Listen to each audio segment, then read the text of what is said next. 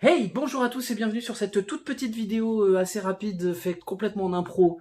Avec le micro de mon téléphone, c'est dégueulasse. Voilà, j'avais pas le temps. En plus, j'ai mal à la tête. Je suis sorti en retard du boulot. Mais du coup, hier, j'ai donc eu l'occasion d'accéder à Disney+. Alors, j'ai pas eu d'accès exclusif et tout. Hein, j'ai juste un VPN et puis j'ai utilisé les 7 jours d'essai. Donc, ne cherchez pas midi à 14h. Donc, j'ai pu voir The Mandalorian, bien sûr. Mais j'ai pu voir aussi le remake de La Belle et le Clochard. Remake donc qui est réalisé évidemment avec un peu moins de moyens que les derniers remakes qu'on a vus de Aladdin et du Roi Lion. Euh, voilà, je pense que on part de là. L'histoire, donc vous la connaissez, Lady, petite chienne coquère de bonne famille, et très heureuse dans sa famille, mais l'arrivée d'un bébé va tout bouleverser. Elle va rencontrer le clochard qui va lui apprendre ce que c'est que la vie à l'extérieur, et chacun vont apprendre un peu l'un de l'autre. Voilà.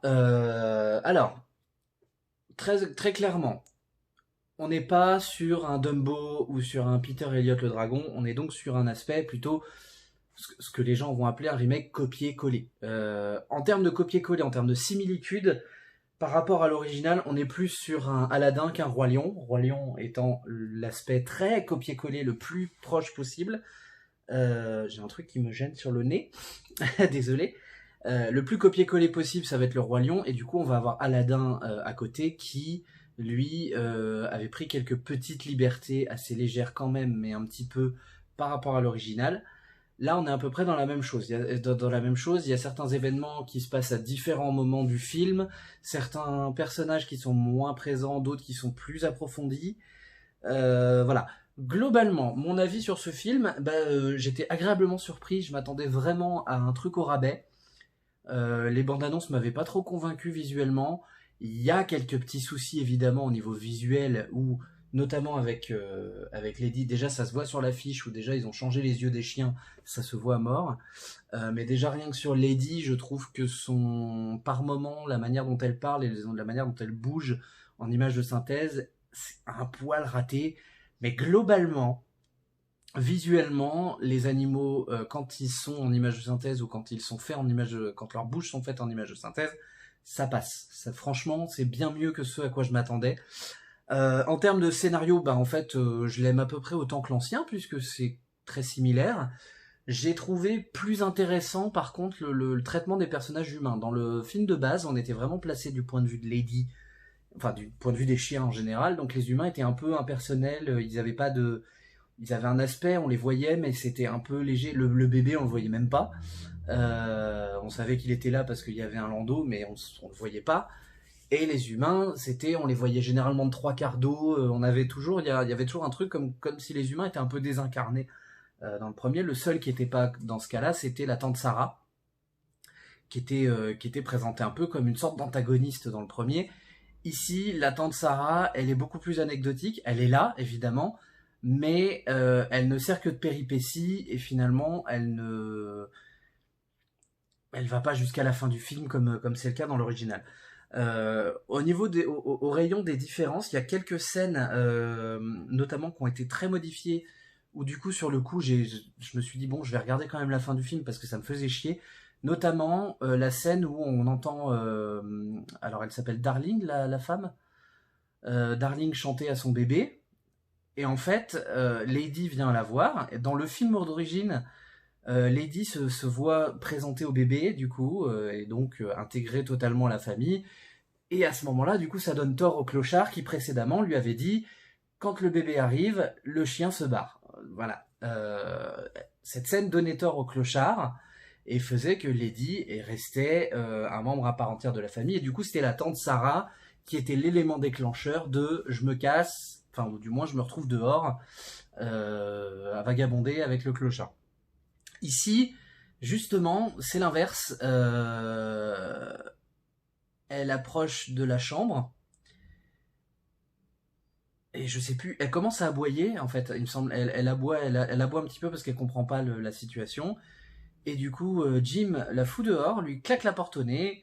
Elle continue à aboyer parce qu'elle voit le rat à la fenêtre, le rat qui apparaît d'ailleurs d'entrée de jeu, dès le début quasiment. alors que dans l'original c'était un petit peu plus diffus. Il lui claque la porte au nez et en fait elle va à la fenêtre du coup essayer d'attraper le rat et elle aboie, donc du coup Jim la fout dehors. C'est à ce moment-là d'ailleurs qu'elle rencontre le clochard alors que dans l'original elle le rencontre avant. Là elle le rencontre que là.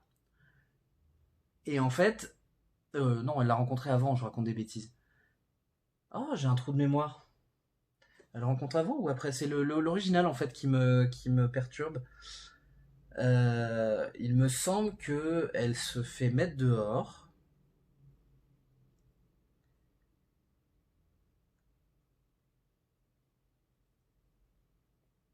Et non, ça peut pas être là puisque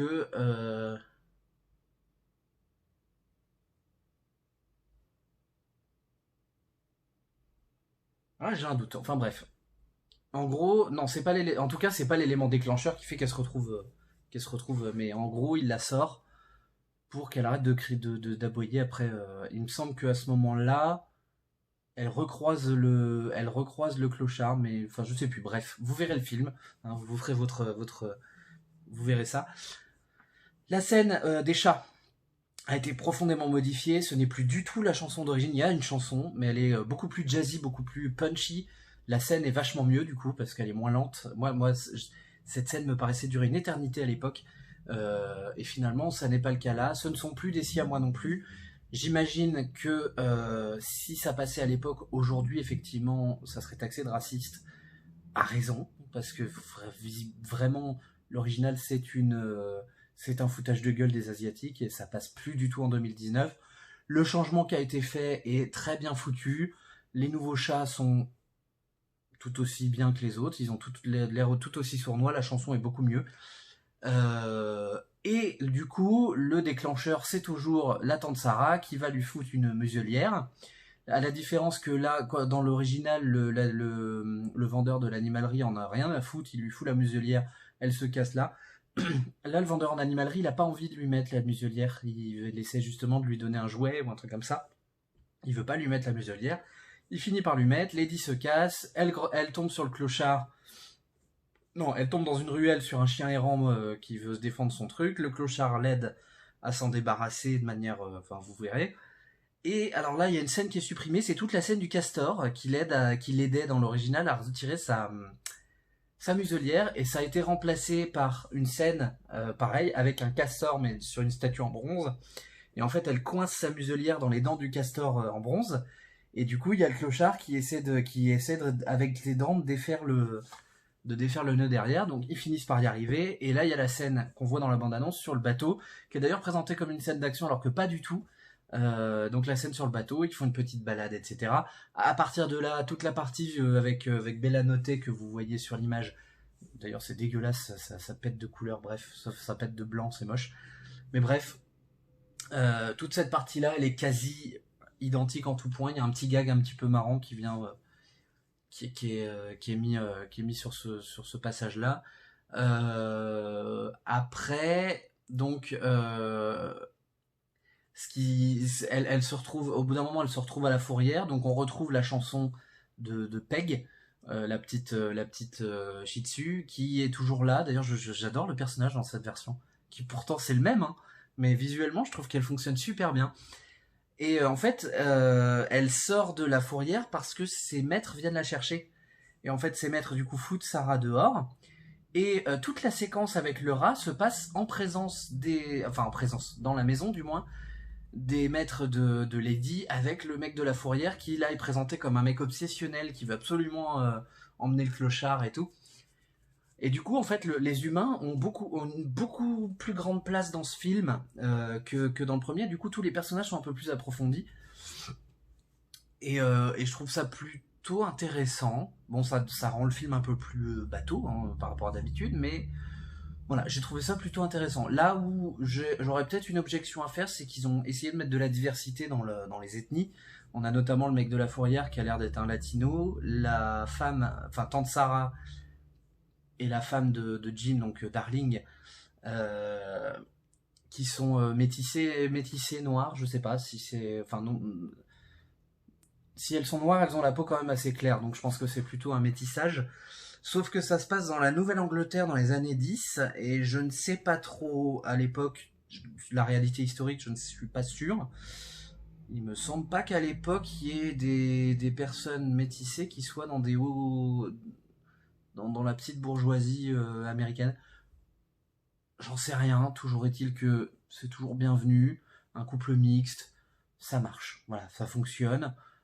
Je suis pas certain qu'en termes de réalité historique ce soit le cas, mais après tout, quand on regarde le film, c'est un peu aseptisé, donc on n'est pas vraiment dans un truc qui cherche à s'embarrasser d'une réalité absolue en termes de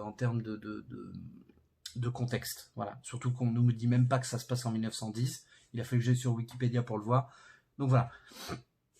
Toujours est-il que voilà, il est dispo sur Disney+, ce film. Il est dispo évidemment sur des sites un peu moins recommandés, du moins par la loi. Donc c'est trouvable.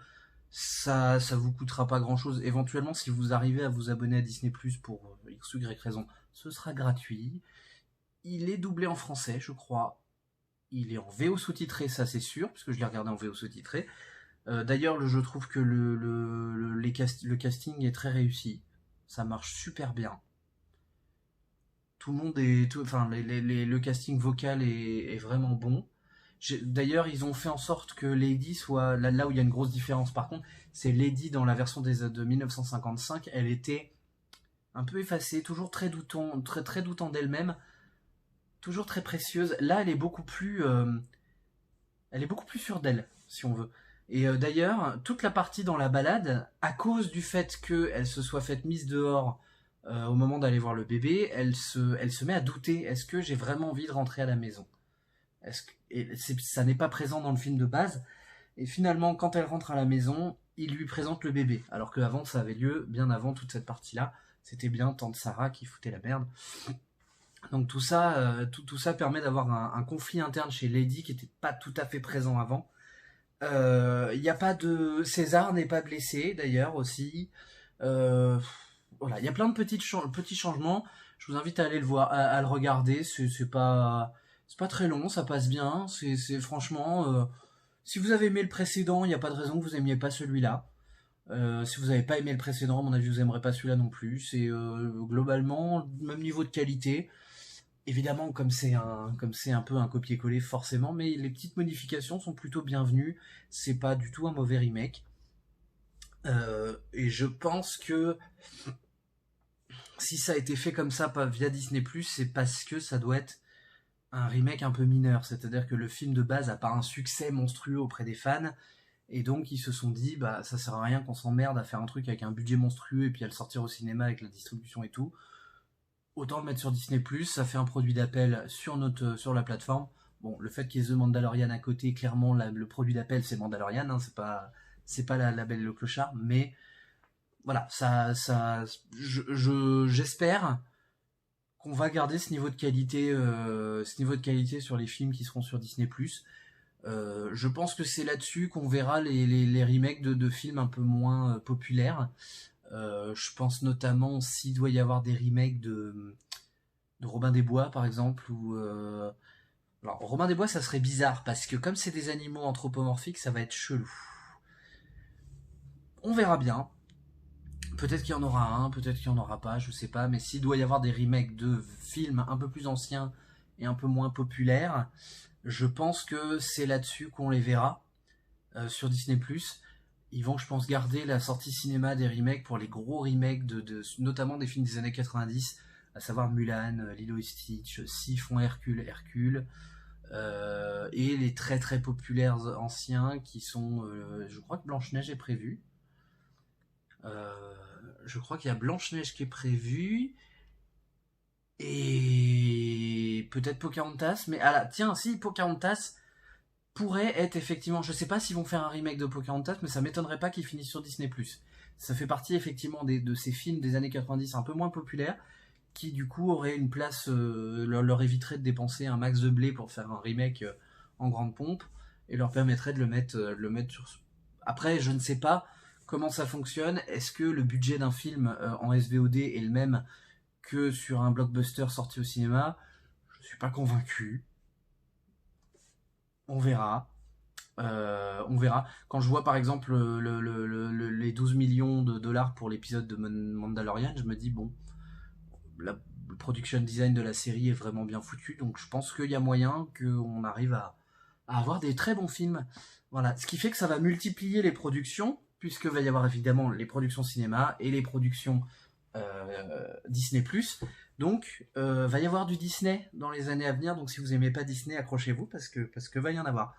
Voilà, mais La Belle et le Clochard, joli petit film, très bon remake je trouve, plutôt réussi, donc je vous invite à le voir. Alors niveau, genre, je vais pas commenter la mise en scène, je laisse ça à des personnes un peu plus spécialistes parce que c'est pas du tout mon truc. Mais globalement, ouais, le film se laisse bien suivre, c'est plutôt joli. Ils ont approfondi aussi le passé du clochard, notamment son abandon qui m'a fait un peu tirer une larme. On a un flashback. Donc ouais, voilà, La Belle et le Clochard, plutôt sympa. Je vais vous laisser là-dessus. Je vous invite à liker, à vous abonner. Je vous remercie quand même. Je remercie tous les gens qui ont fait un retour positif sur ma vidéo coming out. Ça a été très compliqué. Je vais faire une vidéo face cam comme ça dans la semaine prochaine parce que j'ai pas mal de choses à expliquer, notamment sur le financement de la chaîne. Non pas que je veux faire de l'argent avec, juste pouvoir récupérer un peu d'argent pour pouvoir acheter du matos. C'est pas du tout, je cherche pas à vivre de ma chaîne, mais il y aura, voilà, je vais sans doute mettre en place un Tipeee, et j'ai une contrepartie en tête qui m'intéresse pas mal. Je vous en parlerai, notamment je devrais faire des vidéos la semaine prochaine, il devrait y en avoir deux, une sur le coming out et une sur la fameuse vidéothèque que j'avais postée, et vous devriez aussi voir passer ma tête sur la chaîne de Valentin pour la critique de La Reine des Neiges 2, que je vais aller voir mercredi prochain, donc enfin le jour de la sortie en IMAX 3D au Disney Village, puisque je serai à Disneyland. Donc je ne ferai pas de vidéo à Disneyland, je vous préviens tout de suite. Je tiens à profiter un peu de mes vacances quand même, mais vous aurez au moins ces deux vidéos là sur le coming out et sur la vidéothèque, qui justement viendront par rapport à cette histoire de Tipeee, et je pense que je vais peut-être faire une petite vidéo aussi pour vous détailler un peu ce que je prévois de faire pour la chaîne, même si ça viendra pas tout de suite, parce que comme d'hab, j'ai toujours mon rebranding qui n'est pas fait. Le problème du rebranding, c'est que il faut que je trouve un dessinateur. Un dessinateur, ça coûte de l'argent, et j'ai pas l'argent, donc à moins qu'on me trouve une méthode de rémunération alternative, je vais rester sur cette espèce de A vert dégueulasse.